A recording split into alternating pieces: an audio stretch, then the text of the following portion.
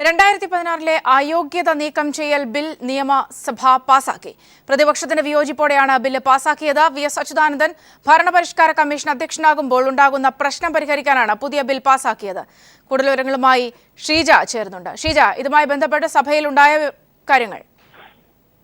സൗമ്യ, ഈ മാസം 14-ാം തീയതിയായിരുന്നു 2016 അയോഗ്യതകൾ നീക്കം ചെയ്യൽ ഭേദഗതി ബില്ല് നിയമസഭയിൽ അവതരിപ്പിച്ചത്. അതിനുശേഷം അത് സബ്ജക്ട് കമ്മിറ്റിക്ക് വിടുകയായിരുന്നു. സബ്ജക്ട് കമ്മിറ്റി റിപ്പോർട്ടിലും പ്രതിപക്ഷത്തിന്റെ വിയോജനക്കുറിപ്പുണ്ടായിരുന്നു. ഇത് സബ്ജക്ട് കമ്മിറ്റി റിപ്പോർട്ട് ചെയ്ത പ്രകാരമുള്ള 2016 നിയമസഭയുടെ ഭേദഗതി ബില്ലാണ് ഇന്ന് നിയമ വകുപ്പ് മന്ത്രി എ.കെ. ബാലൻ സഭയിൽ അവതരിപ്പിച്ചത്. ഇതിൽ പ്രതിപക്ഷത്തിന്റെ ഭാഗത്ത് നിന്ന് വിയോജിപ്പുകൾ ഇന്നും ഉണ്ടായിരുന്നു. പ്രതിപക്ഷ നേതാവ് തന്നെ ഇതിൽ വിയോജിപ്പ് രേഖപ്പെടുത്തിക്കൊണ്ട് സംസാരിക്കുകയും ചെയ്തു. ഇത്തരത്തിൽ ഒരു പദവി സൃഷ്ടിച്ച് ഇത്തരത്തിൽ വി.എസ്. അച്യുതാനന്ദനെ ഇത്തരത്തിലൊരു പദവിയിലേക്ക് കൊണ്ടുവരുന്നത് സംസ്ഥാന സർക്കാരിന് വലിയ സാമ്പത്തിക നഷ്ടം തന്നെയാണ് ഉണ്ടാക്കുകയെന്നും പുതിയ ഒരു പദവി സൃഷ്ടിക്കേണ്ട എന്ത് സാഹചര്യമാണ് ഉള്ളതെന്നും പ്രതിപക്ഷം ആരാഞ്ഞു. എന്നാൽ ഇത്തരത്തിൽ ഒരു പദവി സൃഷ്ടിക്കുന്നത് മൂലം അധിക സാമ്പത്തിക ബാധ്യത സംസ്ഥാന സർക്കാരിന് ഉണ്ടാകില്ല എന്ന് മന്ത്രി എ.കെ. ബാലൻ ഇതിന് മറുപടി നൽകി.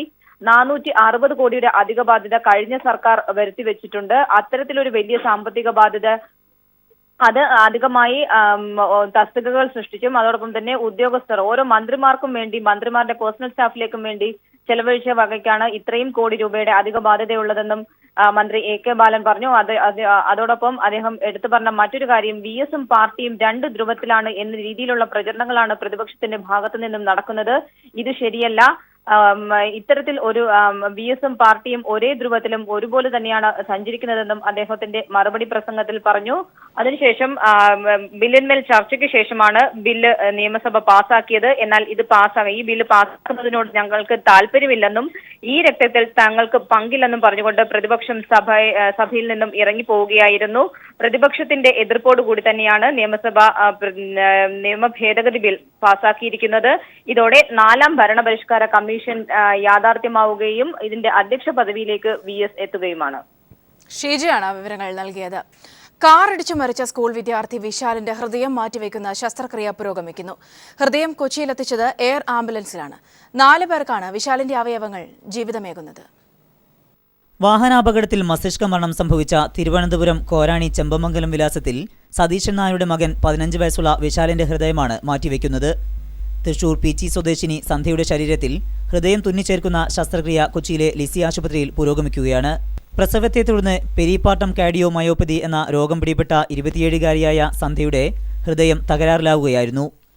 ഡോക്ടർ ജോസ് ചാക്കോ പെരിയപുരത്തിന്റെ നേതൃത്വത്തിലുള്ള 7-അംഗ വിദഗ്ധ സംഘമാണ് ശസ്ത്രക്രിയ നടത്തുന്നത്. 1:15 ആരംഭിച്ച ശസ്ത്രക്രിയ ദൈർഘ്യമേറിയതാണെന്ന് ആശുപത്രി പി.ആർ.ഒ. രാജേഷ് പറഞ്ഞു. ഓപ്പറേഷൻ വിജയകരമാണെന്ന് നമുക്ക് പറയാൻ സാധിക്കണമെങ്കിൽ അതിന് 2-3 ഘട്ടങ്ങൾ കൂടി ഇനി ബാക്കിയുണ്ട്. ആദ്യമായിട്ട് നമ്മൾ ദാതാവിൽ നിന്ന് എടുത്തിരിക്കുന്ന ഹൃദയം ഒരു 4 മണിക്കൂറിനുള്ളിൽ സ്വീകർത്താവിൽ മിടിച്ചു തുടങ്ങണം എന്നുള്ളതാണ് നമ്മൾ പ്രതീക്ഷിക്കുന്നത്. അതിനുശേഷം നമ്മുടെ ഹൃദയത്തിൻ്റെ പ്രവർത്തനം ഒരു ഹാർട്ട് ലങ് മെഷീൻ എന്ന് പറഞ്ഞിരുന്നൊരു ഉപകരണത്തിലാണ് നടന്നുകൊണ്ടിരിക്കുന്നത്. ആ ഉപകരണം കൂടി നമ്മൾ ബന്ധം വേർപ്പെടുത്തിയ ശേഷമാണ് ഒരു പരിപൂർണ വിജയത്തിലേക്ക് ഇതെത്തി എന്ന് നമുക്ക് പറയാൻ പറ്റുള്ളൂ. മുഖ്യമന്ത്രി പിണറായി വിജയന്റെ നിർദ്ദേശപ്രകാരം ലഭിച്ച നാവികസേനയുടെ ഡോണിയർ എയർക്രാഫ്റ്റ് വിമാനത്തിലാണ് തിരുവനന്തപുരത്തു നിന്നും ഹൃദയം കൊച്ചിയിലെത്തിച്ചത്. ഹൃദയത്തിനൊപ്പം കരളും 2 വൃക്കകളും ദാനം ചെയ്യാൻ കുടുംബാംഗങ്ങൾ തീരുമാനിച്ചതോടെ സന്ധ്യയ്ക്കൊപ്പം 3 രോഗികൾക്ക് കൂടി വിശാലിന്റെ അവയവങ്ങൾ പുതുജീവൻ നൽകും. News bureaus, Kochi, Thiruvananthapuram. വിശാലിനെ കാറിടിച്ചിട്ട ആൾ പോലീസിൽ കീഴടങ്ങി. തിരുവനന്തപുരം കാഞ്ഞിറമ്പാറ സ്വദേശി അജിത്താണ് കീഴടങ്ങിയത്. അതേസമയം ആരോഗ്യമന്ത്രി കെ.കെ. ശൈലജ വിശാലിന്റെ മാതാപിതാക്കളെ സന്ദർശിച്ചു. വിവരങ്ങളുമായി ദിനകർ ചേരുന്നുണ്ട്. ദിനകർ, കീഴടങ്ങിയ ആളുടെ വിവരങ്ങൾ ലഭ്യമാണോ? മറ്റു വിവരങ്ങളും? സൗമ്യ, വിശാല് വാഹനമിടിച്ച് മരിച്ച സംഭവത്തിൽ കാർ ഓടിച്ചിരുന്ന കാഞ്ഞിരമ്പാറ സ്വദേശി അജിത്ത് പോലീസിന് കീഴടങ്ങി. അജിത്തിന്റെ അറസ്റ്റ് പോലീസ് രേഖപ്പെടുത്തിയിട്ടുണ്ട്. കാഞ്ഞിരമ്പാറ പത്മനാഭം എന്നാണ് അജിത്തിന്റെ പേര്. ജീവിത കേസാണ് അജിത്തിന് ഉണ്ടായിരുന്നത്. നേരത്തെ പോലീസിൽ കീഴടങ്ങുകയായിരുന്നു. സംഭവം കുറ്റം സമ്മതിക്കുകയും ചെയ്തിട്ടുണ്ട്. അതോടൊപ്പം തന്നെ വിശാലിന്റെ അച്ഛനെ ആരോഗ്യമന്ത്രി കെ.കെ. ശൈലജ ടീച്ചർ മെഡിക്കൽ കോളേജിലെത്തി സന്ദർശിച്ചു. അവരെ ആശ്വസിപ്പിച്ചു. വിശാലിന്റെ ഇത്തരത്തിൽ വിശാലിന്റെ മരണത്തെ തുടർന്ന് ഇത്തരത്തിലൊരു തീരുമാനം കൈക്കൊണ്ട കുടുംബത്തെയും അച്ഛനെയും കുടുംബത്തെയും സ്പീക്കർ അഭിനന്ദിച്ചു. അവർക്ക് ആത്മധൈര്യം ഉണ്ടാവട്ടെ എന്ന് പറയുകയും ചെയ്തു. 4 പേർക്കാണ് വിശാലിന്റെ അവയവങ്ങൾ ദാനം ചെയ്തത്. എറണാകുളത്ത് ചികിത്സയിൽ കഴിയുന്ന സന്ധ്യയ്ക്കാണ് ഹൃദയം ദാനം ചെയ്തത്. അതോടൊപ്പം തന്നെ തിരുവനന്തപുരം മെഡിക്കൽ കോളേജ് ആശുപത്രിയിൽ ചികിത്സയിൽ കഴിയുന്ന 2 വൃക്കരോഗികൾക്കും ആണ് വിശാലിന്റെ വൃക്കകൾ ദാനം ചെയ്തിരിക്കുന്നത്. കിംസ് ആശുപത്രിയിൽ ചികിത്സയിൽ കഴിയുന്ന ഒരു രോഗിക്കാണ് കരൾ ദാനം ചെയ്തിരിക്കുന്നത്. സൗമ്യ, ദിനകറാണ് വിവരങ്ങൾ നൽകിയത്. മുഖ്യമന്ത്രിയുടെ നിയമോപദേശക പദവി എം കെ ദാമോദരൻ ഏറ്റെടുക്കില്ല. ചുമതല ഏറ്റെടുത്തില്ല എന്ന് അഡീഷണൽ അഡ്വക്കേറ്റ് ജനറൽ കോടതിയെ അറിയിച്ചു. നിയമോപദേശകനെ നിയമിക്കുന്നതിൽ അപാകതയില്ലെന്ന് ഹൈക്കോടതി നിരീക്ഷിച്ചു. ഉപദേശക പദവിയെക്കുറിച്ച് വിശദമായ വാദം കേൾക്കാൻ ഹൈക്കോടതി തീരുമാനിച്ചു. മറ്റന്നാളാണ് കോടതി വാദം കേൾക്കുന്നത്. അഭിഭാഷകൻ എം കെ ദാമോദരന്റെ നിയമനം ചോദ്യം ചെയ്ത് BJP സംസ്ഥാന പ്രസിഡന്റ് കുമ്മനം രാജശേഖരൻ ഹൈക്കോടതിയിൽ ഹർജി സമർപ്പിച്ചിരുന്നു. ഈ ഹർജി പരിഗണിക്കവെയാണ് additional advocate general KK Raveendranath സർക്കാർ നിലപാട് വ്യക്തമാക്കിയത്. മുഖ്യമന്ത്രിയുടെ നിയമോപദേശക സ്ഥാനം ഏറ്റെടുത്തിട്ടില്ലെന്നും ഏറ്റെടുക്കില്ലെന്നും അഡ്വക്കേറ്റ് എം കെ ദാമോദരൻ സർക്കാരിനെ അറിയിച്ചതായി അഡീഷണൽ AG ഹൈക്കോടതിയെ അറിയിച്ചു. എന്നാൽ മുഖ്യമന്ത്രിക്ക് നിയമോപദേശകനെ നിയമിക്കുന്നതിൽ അപാകതയില്ലെന്ന് ഹർജി പരിഗണിച്ച ജസ്റ്റിസ് തോട്ടത്തിൽ B രാധാകൃഷ്ണൻ, അനു ശിവരാമൻ എന്നിവരടങ്ങിയ ഡിവിഷൻ ബെഞ്ച് നിരീക്ഷിച്ചു. കേസ് തീർപ്പാക്കാൻ കോടതി സന്നദ്ധത അറിയിച്ചെങ്കിലും ഹർജിക്കാരന്റെ അഭിഭാഷകൻ ഇതിനെ എതിർത്തു. മുഖ്യമന്ത്രിക്ക് നിയമോപദേശകനെ നിയമിക്കാൻ അവകാശമുണ്ടോ എന്നത് പരിശോധനയ്ക്ക് വിധേയമാക്കണമെന്ന് ഹർജി ഭാഗം ആവശ്യപ്പെട്ടു.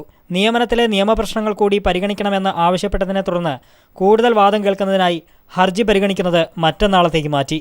News bureau, Kochi. M K Damodaran വിഷയത്തിൽ പ്രതിപക്ഷം എന്തുകൊണ്ട് അടിയന്തര പ്രമേയം അവതരിപ്പിച്ചില്ല എന്ന് പരിശോധിക്കുമെന്ന് KPCC പ്രസിഡന്റ് VM സുധീരൻ പറഞ്ഞു.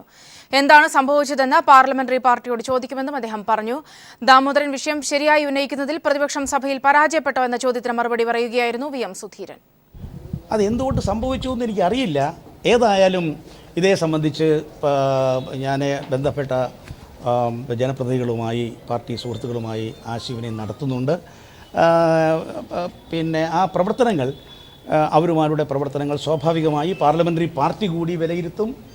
പാർട്ടിയും അതേ സംബന്ധിച്ച് അവരുമായി ചർച്ച ചെയ്ത് സഭയ്ക്കകത്തും പുറത്തും ഓരോ സന്ദർഭങ്ങളിലും ഇടപെടേണ്ട സന്ദർഭങ്ങളിൽ ഫലപ്രദമായ ഇടപെടൽ നടത്തി ജനങ്ങളുടെ പ്രതീക്ഷയ്ക്കനുസരിച്ച് മുന്നോട്ട് പോകുക എന്നുള്ള ആ ലക്ഷ്യം നേടിയെടുത്ത് അതിനുവേണ്ടി നിലകൊള്ളും.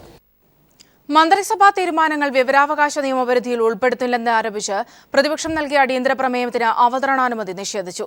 മന്ത്രിസഭാ തീരുമാനങ്ങൾ മറച്ചുവെക്കില്ലെന്നും വ്യക്തതയ്ക്ക് വേണ്ടിയാണ് ഹൈക്കോടതിയെ സമീപിച്ചതെന്നും മുഖ്യമന്ത്രി പിണറായി വിജയൻ വ്യക്തമാക്കി. അടിയന്തര പ്രമേയത്തിന് അനുമതി നൽകാത്തതിൽ പ്രതിഷേധിച്ച് പ്രതിപക്ഷം സഭയിൽ നിന്ന് ഇറങ്ങിപ്പോയി. മന്ത്രിസഭാ തീരുമാനങ്ങൾ വിവരാവകാശ നിയമപ്രകാരം നൽകുന്നില്ലെന്നാരോപിച്ച് പ്രതിപക്ഷത്തു നിന്നും VD സതീശനാണ് നിയമസഭയിൽ അടിയന്തര പ്രമേയത്തിന് നോട്ടീസ് നൽകിയത്. ഈ പ്രചാരണം തെറ്റിദ്ധാരണാജനകമാണെന്നും മന്ത്രിസഭാ തീരുമാനങ്ങൾ ഉത്തരവായ ശേഷമേ നൽകേണ്ടതുള്ളൂവെന്നാണ് നിയമം വ്യവസ്ഥ ചെയ്യുന്നതെന്നും മുഖ്യമന്ത്രിയുടെ മറുപടി. തീരുമാനങ്ങൾ 48 മണിക്കൂറിനകം ഉത്തരവാകും. ഇവ വെബ്സൈറ്റിൽ പ്രസിദ്ധീകരിക്കും. ഉത്തരവാകാത്തവ നൽകാൻ വ്യവസ്ഥയില്ല. സർക്കാരിന് ഒന്നും മറച്ചുവെക്കാനില്ല.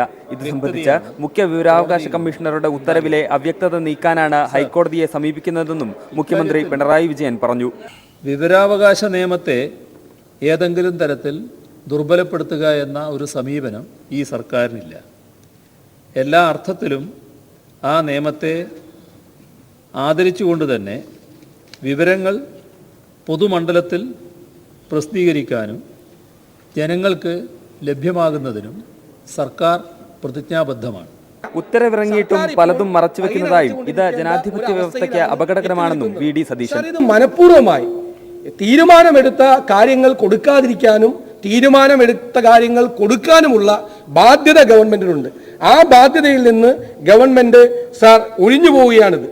UDF സർക്കാരിന്റെ അവസാന കാലത്തെ തീരുമാനങ്ങൾ പുറത്തുവിടാത്തതെന്ത് എന്ന ചോദ്യത്തിന് അവ ഉപസമിതി പരിശോധിക്കുകയാണെന്നായിരുന്നു മുഖ്യമന്ത്രിയുടെ മറുപടി. സർക്കാർ ജനങ്ങളെ ഇരുട്ടിൽ നിർത്തുകയാണെന്നും ഇത് അപഹാസ്യവും പ്രതിഷേധാർഹവുമാണെന്നും പ്രതിപക്ഷ നേതാവ് രമേശ് ചെന്നിത്തല പറഞ്ഞു. തുടർന്ന് അടിയന്തര പ്രമേയത്തിന് അനുമതി നിഷേധിച്ചതിൽ പ്രതിഷേധിച്ച് പ്രതിപക്ഷം നിയമസഭയിൽ നിന്നും ഇറങ്ങിപ്പോയി. നിയമസഭയിൽ നിന്നും ജിതിൻ ചന്ദ്രൻ. മലപ്പുറം കുറ്റിപ്പുറത്ത് 2 പേർക്ക് കോളറ സ്ഥിരീകരിച്ചതായി ആരോഗ്യമന്ത്രി KK ശൈലജ നിയമസഭയിൽ. രോഗപ്രതിരോധ പ്രവർത്തനങ്ങൾ ഊർജിതമാക്കിയതായി മന്ത്രി അറിയിച്ചു.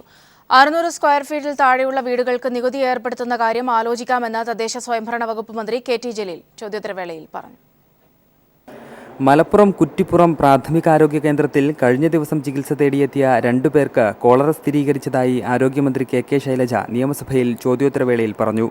കുറ്റിപ്പുറം CHCയിൽ 17/7/2016 ചികിത്സ തേടിയവരിൽ 2 പേരെ കിടത്തി ചികിത്സിക്കുകയും 4 പേരെ നിരീക്ഷണ വിധേയരാക്കുകയും ചെയ്തിട്ടുണ്ട്. റിപ്പോർട്ട് ചെയ്ത വയറിളക്ക രോഗങ്ങളിൽ 2 പേർക്ക് കോളറ രോഗം ലബോറട്ടറി പരിശോധന വഴി സ്ഥിരീകരിച്ചിട്ടുണ്ട് സർ.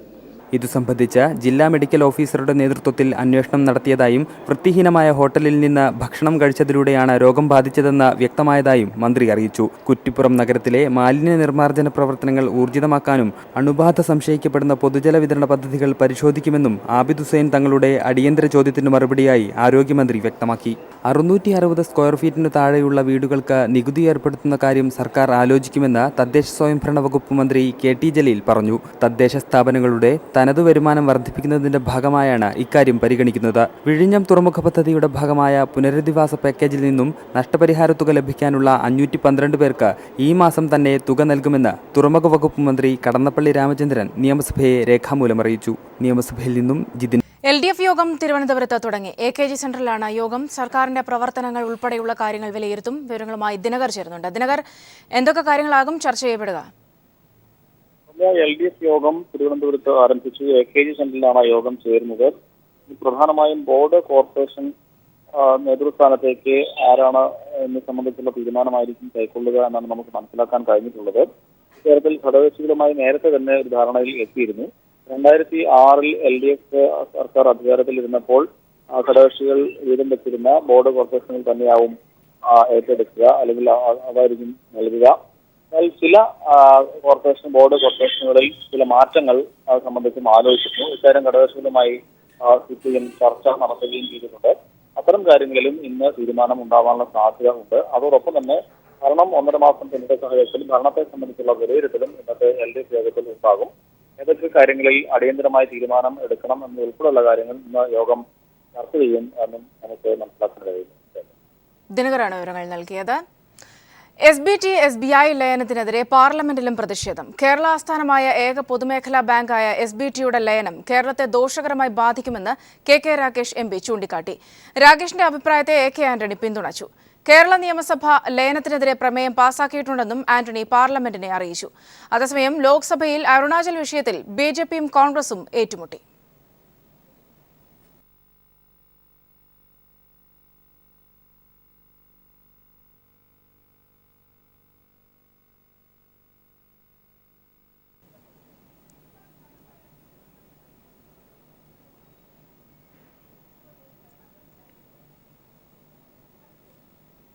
രാജ്യത്ത് ഇരട്ട ജീവപര്യന്ത ശിക്ഷ വേണ്ടെന്ന് സുപ്രീംകോടതി. ഒരാൾക്ക് ഒരു ജീവപര്യന്ത ശിക്ഷ തന്നെ പര്യാപ്തമാണെന്നും സുപ്രീംകോടതി ഭരണഘടനാ ബെഞ്ച് വ്യക്തമാക്കി. തമിഴ്നാട്ടിൽ 8 പേരെ കൂട്ടക്കൊല നടത്തിയയാൾക്ക് 8 ജീവപര്യന്ത ശിക്ഷ വിധിച്ച മദ്രാസ് ഹൈക്കോടതി വിധി ചോദ്യം ചെയ്തുള്ള ഹർജിയിലാണ് സുപ്രീംകോടതിയുടെ സുപ്രധാന വിധി. തമിഴ്നാട്ടിൽ ഭാര്യയടക്കം 8 പേരെ കൂട്ടക്കൊല നടത്തിയ മുത്തുലിംഗം എന്നയാൾക്ക് മദ്രാസ് ഹൈക്കോടതി 8 ജീവപര്യന്ത ശിക്ഷ വിധിച്ചിരുന്നു. ഓരോ കൊലയ്ക്കും ഓരോ ജീവപര്യന്ത ശിക്ഷയെന്ന പരാമർശത്തിലായിരുന്നു അന്ന് മദ്രാസ് സെഷൻസ് കോടതി വിധി മദ്രാസ് ഹൈക്കോടതിയും ശരിവച്ചത്. ഈ വിധി ചോദ്യം ചെയ്ത് മുത്തുലിംഗം സമർപ്പിച്ച ഹർജി പരിഗണിച്ചാണ് സുപ്രീം കോടതിയുടെ വിധി. ചീഫ് ജസ്റ്റിസ് TS ഠാക്കൂർ അധ്യക്ഷനായ ഭരണഘടനാ ബെഞ്ചിന്റേതാണ് സുപ്രധാന വിധി. ഒരാൾക്ക് ഒരു ജീവിതമേ ജീവിക്കാൻ കഴിയൂ. അതിനാൽ ഒരു ജീവപര്യന്ത ശിക്ഷ തന്നെ പര്യാപ്തമാണ്. അതിനാൽ ഇരട്ട ജീവപര്യന്ത ശിക്ഷ വേണ്ടെന്നും കോടതി ഉത്തരവിട്ടു. കുറ്റകൃത്യത്തിന്റെ സ്വഭാവം കണക്കിലെടുത്ത് പ്രതികൾക്ക് ജീവപര്യന്ത ശിക്ഷയുടെ കാലാവധി നീട്ടി നൽകുന്നതിൽ തെറ്റില്ലെന്നും കോടതി ചൂണ്ടിക്കാട്ടി. കുറ്റകൃത്യങ്ങളുടെ സാഹചര്യം കണക്കിലെടുത്ത് ജീവപര്യന്ത ശിക്ഷയിന്മേൽ സെഷൻസ് കോടതികൾക്ക് നിലപാടെടുക്കാമെന്നും സുപ്രീം കോടതി ഭരണഘടനാ ബെഞ്ച് ചൂണ്ടിക്കാട്ടി. News bureau. തുർക്കിയിൽ ലോക അത്ലറ്റിക് മീറ്റിൽ പങ്കെടുക്കാൻ പോയ ഇന്ത്യൻ സംഘം തിരിച്ചെത്തി. മലയാളികൾ ഉൾപ്പെടുന്ന ഇന്ത്യൻ സംഘമാണ് തിരിച്ചെത്തിയത്. ദില്ലിയിൽ മടങ്ങിയെത്തിയ 44 അംഗ സംഘത്തിൽ 13 മലയാളികളാണ് ഉള്ളത്. തുർക്കിയിൽ ലോക സ്കൂൾ മീറ്റിൽ പങ്കെടുക്കാൻ പോയ 156 അംഗ ഇന്ത്യൻ സംഘത്തിലെ 44 അംഗങ്ങളാണ് ഇന്ന് പുലർച്ചെയോടെ ദില്ലിയിൽ വിമാനമിറങ്ങിയത്. പട്ടാള അട്ടിമറി ശ്രമത്തിനിടെ തുർക്കിയിൽ കുടുങ്ങിയ സംഘത്തിൽ 13 അംഗ മലയാളി അത്ലറ്റുകളും തിരിച്ചെത്തി. ട്രാൻസ്ബണിൽ നടന്ന കായികമേളയെ തുർക്കിയിലെ പട്ടാള അട്ടിമറി ശ്രമം ബാധിച്ചില്ലെന്ന് മുഖ്യ പരിശീലകൻ പ്രതികരിച്ചു. ഞങ്ങൾ മത്സരം നടക്കുമ്പോൾ ഞങ്ങൾ ട്രാപ്പ് സോണിലാണ് മത്സരം നടന്നത്. ഇസ്താംബൂളിലാണ് ഈ പരിപാടി ഈ ഭീകരാക്രമണം ഉണ്ടായത്. അവിടുന്ന് ട്രാപ്പ് സോൺ 1200 കിലോമീറ്റർ ദൂരെയാണ്. അവിടെ ഭയങ്കര ഇതായിരുന്നു, കൂളായിരുന്നു, ഒരു പ്രശ്നവുമില്ല അവിടെ. മീറ്റിൽ പങ്കെടുക്കാനായി കഴിഞ്ഞ 10-നാണ് സംഘം തുർക്കിയിലേക്ക് പുറപ്പെട്ടത്. അധികൃതർ കൃത്യമായ സൗകര്യങ്ങൾ ഒരുക്കിയിരുന്നതായും വീട്ടുകാർക്കായിരുന്നു ആശങ്കയെന്നും താരങ്ങളും പറഞ്ഞു. വീട്ടുകാർ വിളിച്ചു പറഞ്ഞു ഇങ്ങനെയൊക്കെ അവിടെ നടക്കുന്നത്. അപ്പോഴാണ് ഞങ്ങൾ അറിഞ്ഞത്. അതുവരെ ഞങ്ങൾക്ക് ഒന്നും അറിയത്തില്ലായിരുന്നു. ഒരു വെള്ളിയടക്കം 4 മെഡലുകളുമായാണ് മലയാളി താരങ്ങൾ ദില്ലിയിൽ തിരികെ എത്തിയിരിക്കുന്നത്. നേരത്തെ തുർക്കിയിലെ ആഭ്യന്തര കലാപ സമയത്ത് കായിക സംഘം തുർക്കിയിൽ സുരക്ഷിതരെന്ന് വിദേശകാര്യ മന്ത്രാലയം അറിയിച്ചിരുന്നെങ്കിലും ആശങ്ക ബാക്കിയായിരുന്നു. കേരള സംഘം നാളെ നാട്ടിലേക്ക് മടങ്ങും. News bureau, Delhi.